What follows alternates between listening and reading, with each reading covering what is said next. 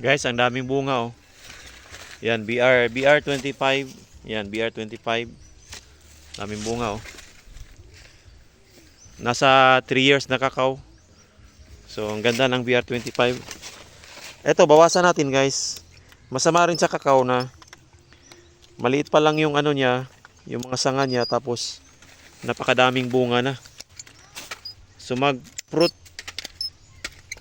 tining po tayo. Bawas bunga. Ito mga na Cheryl Wilt, ito. Namamatay na mga bunga. Ito guys, bawasan natin. Mga ganito.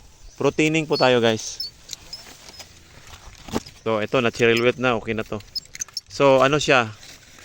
Sarili niya, hindi niya kinaya muna. Kaya ganyan, huwag kayong mag-alala.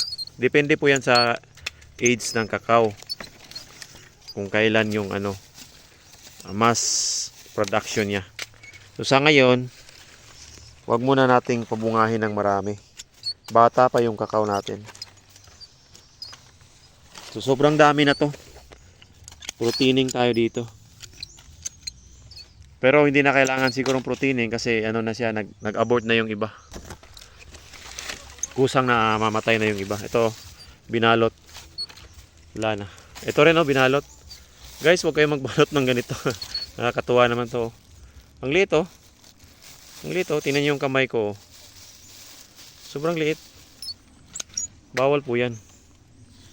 Yan. Mga hindi na ano, pwede na yan. Sa ngayong edad. Kasi grabe mamunga yung BR25 oh.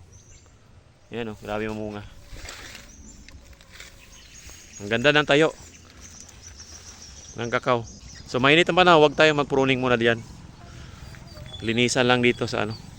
Sanitize natin yung mga ano, tanggalin natin 'yon, ibabaon natin. Ito mga ano, nalaglag na mga ano, niligpit to.